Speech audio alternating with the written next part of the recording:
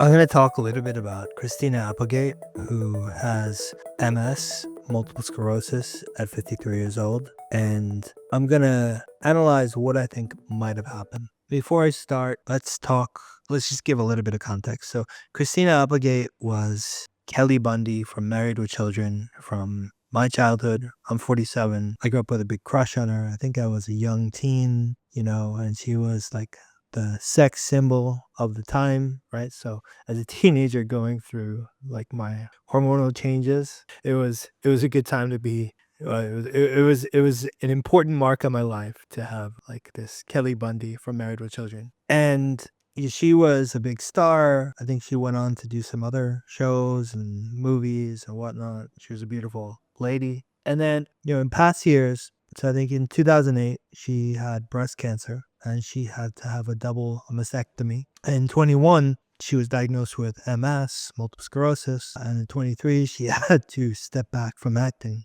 So, and during this time, I think during the past number of years, her appearance changed a lot. So I think like her body changed and her face changed as, her health worsened. One thing I want to say is like what happened to her face and her neck and whatnot for me is it's something I recognize very easily because it's something I've essentially done to myself numerous times and fixed. It's what I call the soft tissue. The only thing that I think causes those soft tissue changes, which, are the changes in her face, are these biomechanics. When I see and I pay attention to people's, facial changes for many years now, and I only think that it is these biomechanics that are at play causing them, right? And for me, it's like, it's so obvious, and to others maybe it isn't, but it's kind of like when you see that, okay, there used to be this building, now the building's gone, but there's this rubble, right? And instead of the building, there's this rubble. And so you logically conclude that that building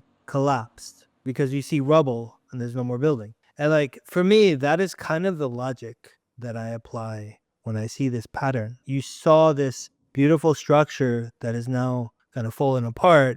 And for me, when I look at the soft tissue changes, that is the rubble. Like I can tell what happened. What is behind that is what is behind is biomechanics, what I call the curve of spee and the flattening of the curve of spee. So you should have a curve at the back of the teeth. It shouldn't be straight. It should be going up to where your upper and lower teeth make contact. And what happened to her most likely is that curve flattened. All right. And then the question is, why did it flatten? What caused it? Because when you're just having your natural teeth, it does flatten, but it happens relatively slowly as you age over time, right? So, but with her, it obviously happened a lot quickly. And I think I don't know exactly what happened. I can only use what's available publicly, but I will make some guesses based on things that I'm seeing. In 2012, for example, it was publicly noted that she went in to do an emergency dental surgery for a broken molar, right? You can find that article online. And in my view, when you break a molar,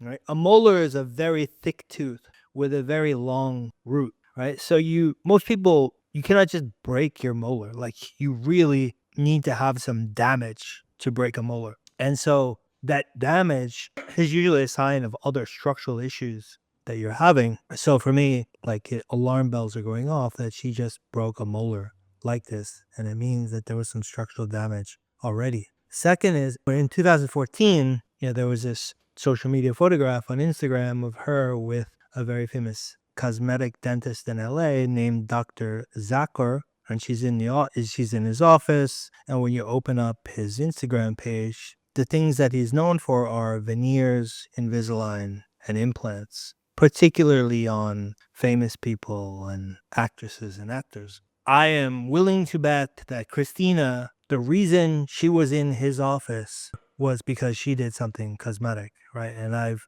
written some articles before about orthodontics and what I think the damage that I think it does. So my advice to Christina is simple, is try wearing a rubber mouth guard, right? I have the Revive, but she can literally wear any rubber mouth guard. And I am pretty sure that this soft tissue change can reverse and she can improve the curve of spee, and she will see not only health improvements but also aesthetic improvements as this process happens. And, I've seen this on myself numerous times over the last 10 years, but there's something like 200 people in Revive now, and I'm seeing that it's reproducible among many others. The other thing I wanted to point out is that these biomechanics, she's got multiple sclerosis, and I feel like it's already been proven, and not by me, that these biomechanics work against MS. Right? You can point to Dr. Brennan Stack, who I wrote an article about. He was doing it for decades, basically solving neurological diseases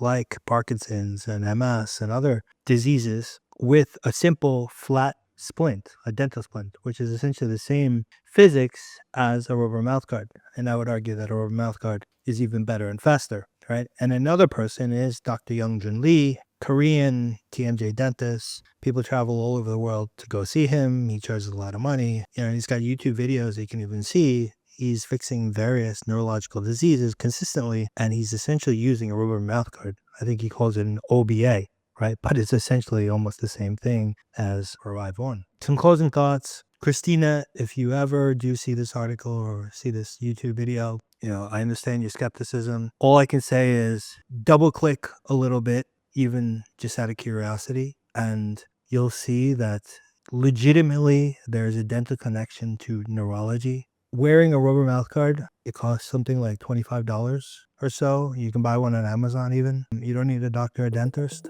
So it's non-invasive, it's very cheap, and you can see, is there something to it or not? And having seen now a lot of people go through this process, their eyes light up when they put this thing on and they see what it's doing in the first week, because it starts to become very obvious to them that there's something about it that works. Thanks.